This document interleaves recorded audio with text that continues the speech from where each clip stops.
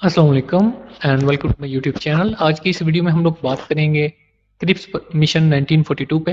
ये है sir Stephen Cripps. ये इस मिशन को लीड कर रहे होते हैं और इससे पहले हम लोगों ने लाहौर रेजोल्यूशन किया था 1940 वाला। तो ऑलमोस्ट हमारे 1940 तक जितने भी इवेंट्स हैं वो सारे कवर हो चुके हैं और इंशाल्लाह एक मैं वीडियो बनाऊंगा 1857 से लेके 1937 तक जितने भी इम्पोर्टेंट इवेंट्स हैं उनकी एक ब्रीफ समरी कह लें कि एक वीडियो में मैं बताने की कोशिश करूंगा। इससे पहले हर टॉपिक पे मैं एक अलग से वीडियो बना चुका हूँ और मैं ये एक बात गारंटी से कह रहा हूँ कि जैसे वीडियो मैंने बनाई है आप लोगों को यूट्यूब पे तो नहीं मिलेगी। इवन दो जहाँ अकेडमीज़ हैं जहाँ पे आप पे करके पढ़ते हैं वहाँ पे भी मोस्ट ऑफ देम ये चीज़ नहीं होगी जो मैंने आपको बताई है। ठीक, तो मैं चाह रहा हूँ कि आप लोग अगर 10-15 मिनट मेरी वीडियोस देखते हैं तो वो आपके जो 10-15 मिनट है वो वर्थ करें, आपको कोई चीज़ सीखने को मिले। ठीक, तो इसमें हम लोग करेंगे 1942 का क्रिप्स मिशन। इसके आगे है आई थिंक वेवल प्लान है 1945 का, या जिसे हम लोग शिमला कॉन्फ्रेंस भी कहते हैं। देन कैबिनेट मिशन प्लान है और इसके बाद 3 जून का प्लान है एंड देन है आई थिंक बुंड्रिक मिशन। सो इन सारे इवेंट्स को हम डिटेल में करूंगा मैं, और मैं आपको गारंटी से कह रहा हूँ कि ये जो आने वाले इवेंट्स हैं जिस तरह मैं करवा रहा हूँ आपको यूट्यूब पे कोई भी वीडियो नहीं मिलेगी इस तरह की, इतनी फुल डिटेल में। सो शुरू करते हैं इसको, क्रिप्स मिशन को। सबसे पहले हम लोग एक बैकग्राउंड देखेंगे, देन इसका इंट्रोडक्शन। आपको पता है कि मैं हमेशा जो भी वीडियो स्टार्ट करता हूँ उसका एक ब्रीफ बैकग्राउंड आपको लाजमी बताता हूँ, क्योंकि बैकग्राउंड से आपको थोड़ी सी चीज़ें क्लियर हो जाती हैं। देन इंट्रोडक्शन है, फिर क्रिप्स प्रपोजल क्या था, इस प्रपोजल के बारे में पढ़ेंगे कि लेके क्या आया था। Then reaction of political parties, political parties ने क्या रिएक्शन दिया, कांग्रेस ने, मेनली हम लोग कांग्रेस और ऑल इंडिया मुस्लिम लीग की ही बात करेंगे। देन इसकी सिग्निफिकेंस करेंगे और फिर क्विट इंडिया मूवमेंट को थोड़ा सा देखेंगे कि ये क्या थी। ये इसका इस प्रपोजल के साथ कोई ऐसा डायरेक्ट लिंक नहीं है, लेकिन ये भी एक इम्पॉर्टेंट इवेंट है। देन इसके बाद हम लोग करेंगे कंक्लूजन। फर्स्ट ऑफ ऑल हम लोग देखते हैं बैकग्राउंड कि पीछे क्या चल रहा था, क्योंकि क्रिप्स प्रपोजल तो आता है ना 1942 में, तो इससे पहले क्या इवेंट्स हुए थे। आपको पता है कि 1939 में वर्ल्ड वार टू स्टार्ट होती है और जैसे ही वर्ल्ड वार टू स्टार्ट होती है तो यूरोप में, वेस्ट में जर्मनी ब्रिटेन को बहुत ब्रूटल तरीके से मारता। ठीक, और यहाँ पे एशिया की बात करें तो जापान जो है या जापानीज फोर्सेस जो हैं वो इनको बहुत ब्रूटल तरीके से शिकस्त देती हैं। होता क्या है कि पहले नंबर पे इनको मलाया में शिकस्त होती है जापानीज के हाथों। देन हांगकांग में, ये हांगकांग है।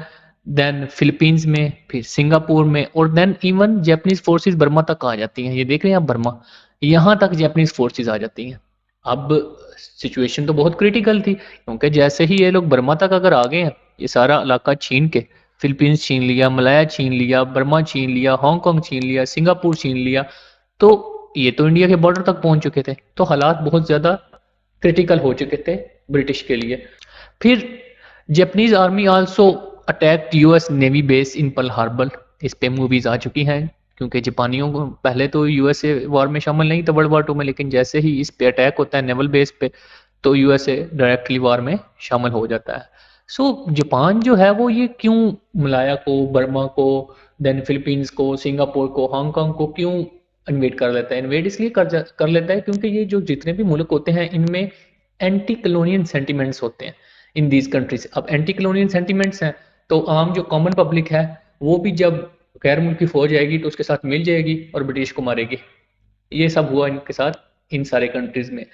तो जो इंडिया का केस था ना वो भी कुछ खास डिफरेंट नहीं था इससे, क्योंकि गांधी ने सत्याग्रह मूवमेंट स्टार्ट की हुई थी और फिर असेंबली से कांग्रेस ने रिजाइन कर दिया था। इधर पाकिस्तान रेजोल्यूशन पास हो चुकी थी 1940 में ऑल इंडिया मुस्लिम लीग के द्वारा। तो हालात कुछ फेवर में नहीं थे ब्रिटिश के। तो ऐसे में क्या होता है कि जो ब्रिटिश है या ब्रिटेन एम्पायर है वो इंडियंस की तरफ जो अपना एटीट्यूड है वो 180 डिग्री की तरफ शिफ्ट कर देती है। Totally totally change. कैसे? अगर आपने एक्ट पढ़े हुए हैं, आपने पिछली वीडियोस देखी हुई है मेरी, तो आपको इस चीज़ का अंदाज़ा हो जाएगा ये प्रपोजल पढ़ के। ठीक है, आपको बहुत अच्छे तरीके से हो जाएगा इस चीज़ का अंदाज़ा।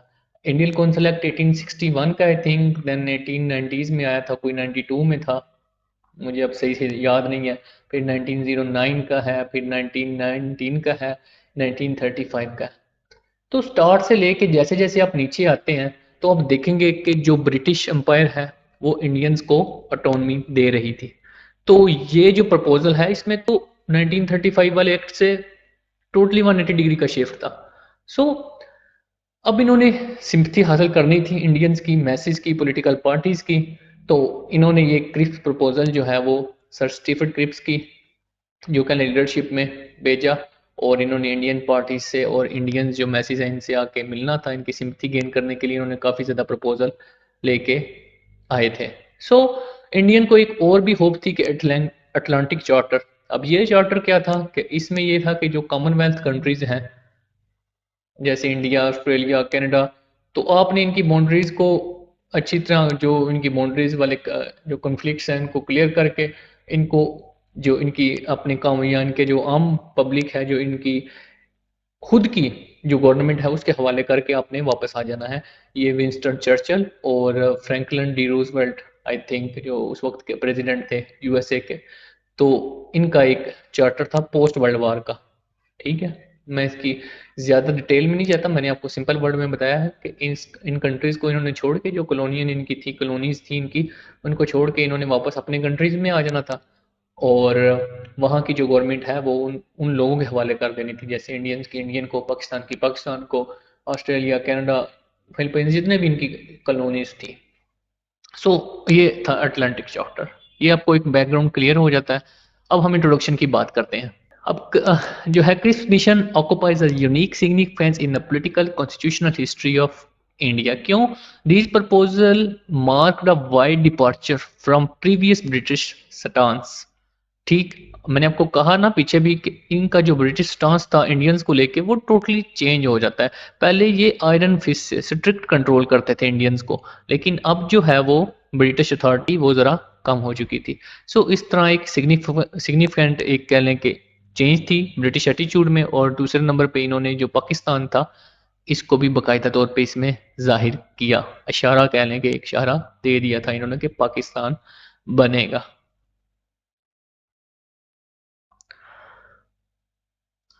हम लोग बात करते हैं क्रिप्स प्रपोजल की। तो इस प्रपोजल में क्या था, कैसे हम लोगों को पता चलता है कि इसमें वाज़िया तौर पे इन्होंने पाकिस्तान का कहा था। अब हम लोग जब ये पढ़ेंगे तो आप लोगों को भी अच्छे तरीके से अंदाज़ा हो जाएगा कि इसमें वाज़िया तौर पे ब्रिटिश ने पाकिस्तान बनने की तरफ इशारा दे दिया था। पहले नंबर पे था कि डोमिनियन स्टेटस दे दिया जाएगा इंडिया को, जैसे इससे पहले वो कनाडा और ऑस्ट्रेलिया को दे चुके थे। और इंडिपेंडेंस ऑफ इंडियंस होगी ऑल डिपार्टमेंट्स में, चाहे वो फॉरेन हो, डिफेंस हो, कोई भी हो, वहाँ पे ये अपनी तरह के फैसले कर सकेंगे। दूसरे नंबर पे था कि सेंट्रल कॉन्स्टिट्यूशनल असेंबली बनेगी। अब सेंट्रल कॉन्स्टिट्यूशनल असेंबली बनेगी लेकिन इसकी दो शर्तें होंगी। अब दो शर्तें कौन सी थी कि एनी प्रोविंस और state would have right to separate from union. अब इंडियन यूनियन एक बन गई है और इंडियन यूनियन से कोई भी प्रोविंस जो है वो या सूबा या स्टेट वो अलहदा हो सकती है। और द इशू जो था वो रिगार्डिंग ट्रांसफर ऑफ पावर। अब ट्रांसफर ऑफ पावर जो है वो किस तरह डिसाइड होगा, वो डिसाइड होगा इंडियन गवर्नमेंट और लेजिस्लेटिव असेंबली के जरिए। सही है, आप लोगों ने ये चीज़ याद रखनी है, इंडियन लेजिस्लेटिव असेंबली और इंडियन गवर्नमेंट जो है वो डिसाइड करेंगे कि पावर कैसे ट्रांसफर होनी है। और जो सूबा स्टेट है वो अपनी मर्जी से इंडियन यूनियन से अलहदा हो सकता है। और उसके बाद राइट ऑफ मिनॉरिटीज दे दी गई थी। इसके लिए उन्होंने कहा था कि अपनी क्लासेस रखनी है मिनॉरिटीज की। Then provincial autonomy. अब प्रोविंशियल ऑटोनॉमी इन्होंने किस तरह दी, इसमें यह था कि इंडियन कॉन्स्टिट्यूशन जो बनेगा, अब बन के आया है, और कोई सूबा या स्टेट उसको लागू नहीं करना चाहती अपनी बाउंड्रीज में, तो वो उस यूनियन से अलहदा हो सकती है। आपको क्लियर हुई कुछ चीज़ कि जो सूबा इंडियन कॉन्स्टिट्यूशन बनेगा, अब जैसे दिल्ली में बनते हैं कॉन्स्टिट्यूशन वगैरह, जो उनकी महासभा है या राज्यसभा है, वहाँ पे वो कानून बनाते हैं, वहाँ से कानून बन के आता है। और बिल फर्ज करें कि पहले पाकिस्तान जो है इंडियन यूनियन में था, तो पाकिस्तान वो कानून अपनी यूनियन में नहीं लागू करना चाहता, वो कॉन्स्टिट्यूशन या वो एक्ट, तो वो अलहदा हो सकता है। तो आपको अंदाज़ा हो जाएगा कि अगर आपने पिछली वीडियो देखी हुई है, आपने पीछे पढ़ा हुआ है, तो आपको एक चीज़ का अंदाज़ा हो जाएगा कि ये कांग्रेस के लिए काबिल कबूल नहीं बात, क्योंकि मिनॉरिटीज़ को राइट दिए जा रहे हैं, प्रोविंशियल ऑटोनॉमी दे दी गई इनको, और फिर देन राइट ऑफ सेपरेट, आप सेपरेट भी हो सकते हैं यूनियन से।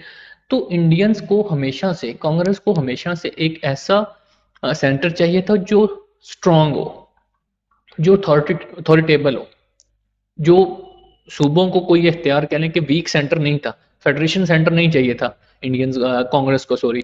और जो गांधी है या नेहरू है वो हमेशा से चाहते थे कि सेंटर जो है वो स्ट्रांग हो, आयरन फिस्ट के जरिए हम रूल करें। सो ये इन चीज़ों, ये मैं क्लियरली आपको अभी बता दूं कि कांग्रेस के लिए ये चीज़ कबले कबूल नहीं थी। So reaction of political parties में सबसे पहले कांग्रेस है। कांग्रेस में आप लोगों को देख लें कि Gandhi Indian national Congress rejected the proposal for the first time and Congress wanted an immediate de facto and reduce transfer of power. ये कहते थे कि हमें पावर दें, हमें हमें कानून करने दें, हमें रूल करने दें। तो इनका एक ही इनकी स्टांस था कि हमें पावर दे दें और खुद चले जाएं। दे consider the proposal post dated cheque. अब पोस्ट डेटेड चेक क्यों है? क्योंकि इन्होंने कहा था डोमिनियन स्टेटस मिलेगा आपको वर्ल्ड वार के बाद। तो पोस्ट डेटेड हुआ ना, डेट तो ऊपर है ही नहीं कि इस दिन को हम लोग आपको पावर ट्रांसफर करेंगे, तो पोस्ट डेटेड ही हो गया। और दूसरे नंबर पे एक ऐसा बैंक जो बैंकरप्ट होने वाला है। क्यों? क्योंकि उस टाइम अगर आप देखें तो जर्मन इनको मार रहे थे, जापानीज इनको मार रहे थे, तो हो सकता है कि ब्रिटेन की पावर ही ना रहती, तो ये बैंकरप्ट हो जाता। तो इस वजह से इन्होंने ये कंसिडर किया। और then Congress criticised the right of veto given to provinces, कि आप प्रोविंसेस को वीटो को पावर क्यों दे रहे हैं? इन्हें तो कॉन्स्टिट्यूशन मानना चाहिए जो सेंटर बना के दे रहा है। और अपोज किया आइडिया ऑफ पार्टीशन। सही। Also express its displeasure for providing protection to minorities. अब आपको पता चला, मैंने आपको पहले दिन पिछली वीडियो में बताया कि कांग्रेस का बहुत बड़ा हाथ है पाकिस्तान बनाने में। अब जैसे जैसे हम लोग करेंगे कैबिनेट मिशन, हम लोग आगे जाके करेंगे ना, तो आपको ये चीज़ मजीद क्लियर हो जाएगी। अब ऑल इंडिया मुस्लिम लीग का क्या स्टैंड? आपको एक मजे की बात बताऊं, ऑल इंडिया मुस्लिम लीग ने भी ये प्रपोजल रिजेक्ट कर दिया था। आप क्यों किया ये मुझे नहीं पता। मैंने ट्राई की, मतलब जो मेरे पास सोर्सेज थे उनसे ढूंढने की, लेकिन ये चीज़ मुझे नहीं मिली कोई प्रॉपर कह लें कि वजह हो जो मैं कोट कर सकूं। तो Quaid and All India Muslim League उन्होंने अप्रिशिएट किया इस प्रपोजल आगे जाके कि the hint was clear indication of Pakistan. आप देखें ना कि कोई अगर सूबा स्टेट नहीं चाहता कि वहाँ इंडियन यूनियन के साथ रहे तो वो अलहदा हो जाए।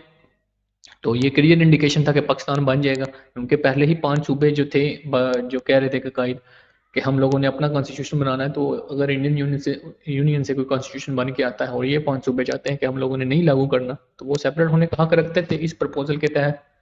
सही है। और All India Muslim League discuss the proposal in the meeting and after long discussion they decided not to prove the Cripps proposal.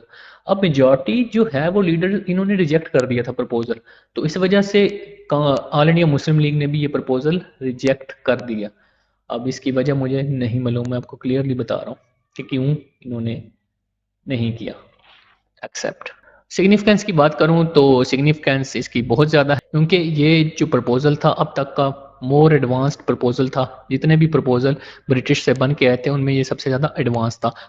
अब क्विट इंडिया मूवमेंट की बात करें कि जैसे ही ये प्रपोजल रिजेक्ट होता है तो कांग्रेस जो है वो क्विट इंडिया रेजोल्यूशन पास करती है। और first Nehru and then Sardar Vallabh भाई पटेल इनको कहते हैं कि आप लोग क्विट इंडिया मूवमेंट की तरफ ना जाएं, लेकिन लेकिन लेकिन फिर गांधी इन दोनों को राजी कर लेते हैं और फाइनली ये लोग एग्री हो जाते हैं गांधी के साथ। अब क्विट इंडिया मूवमेंट इन्होंने इसलिए स्टार्ट की थी कि आप लोग क्विट कर दें इंडिया को और पावर हमें ट्रांसफर कर दें कांग्रेस को।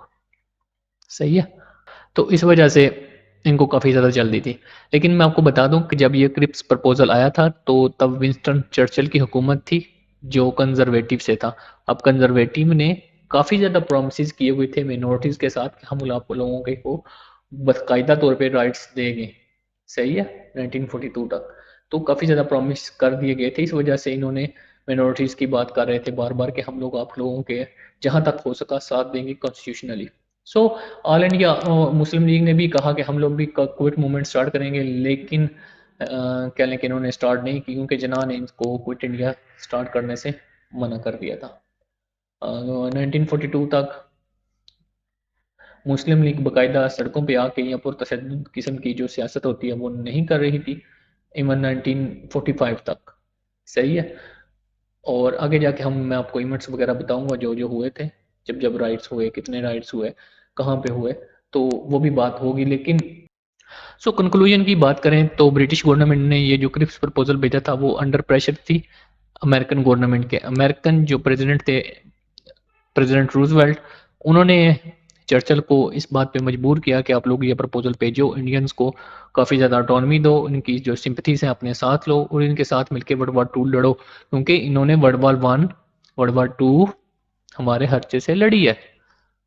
और ये आप लोग शशि थरूर की एक बुक है the era of darkness I think, तो उसमें वो कहता है कि 44 ट्रिलियन डॉलर्स 44 ट्रिलियन डॉलर्स ये लोग यहाँ से लूट करके ले गए हैं ब्रिटिश वाले। तो आप अंदाज़ा कर सकते हैं कि ये इसलिए शरारतियाँ कर रहे थे, इसलिए इतनी ज़्यादा हेजमनी और पावर शो हो रहे थे क्योंकि इनके पैसे अपने नहीं थे, पैसे यहाँ से लूट के ले गए। और इंडियन नेशनल कांग्रेस ने इसको सपोर्ट नहीं किया क्योंकि ये जो प्रपोज़ल था, इनको नज़र आ रहा था कि जैसे ही नज़र आ रहा था कि जापानीज़ इनको अच्छी तरह से मार रहे हैं और स्ट्रॉन्ग पोज़ीशन में है, तो आज नहीं तो कल ब्रिटिश यहाँ से चला जाएगा। तो ओवरऑल मेजॉरिटी पार्टी हमारी है, तो रूल किसका होगा? कांग्रेस का, हिंदुओं का। ठीक, तो यहाँ पे ये वीडियो एंड होती है। और अगर आपका कोई क्वेश्चन है इस वीडियो से रिलेटेड, प्रपोजल से रिलेटेड, तो let me know in comment section. और देखो यार कि अगर आप लोग यहाँ तक मेरी वीडियो देख रहे हो तो मैं गारंटी से कह सकता हूँ कि मेरी वीडियो में कोई ना कोई बात ज़रूर है जिसकी वजह से आप लोग यहाँ तक देख रहे हैं। तो काइंडली मेरे चैनल को सब्सक्राइब लाजमी कर दें और आपको लगता है कि ये वीडियो किसी के काम आ सकती है तो उसके साथ शेयर कर दें। और अगर कोई मिस्टेक होगी हो मुझे तो वो भी लाजमी मुझे कमेंट सेक्शन में लाजमी बताइएगा। और मिलते हैं फिर नेक्स्ट लेक्चर में जो होगा शिमला कॉन्फ्रेंस पे। ठीक, तब तक के लिए अल्लाह हाफिज़, दुआ में याद रखिएगा।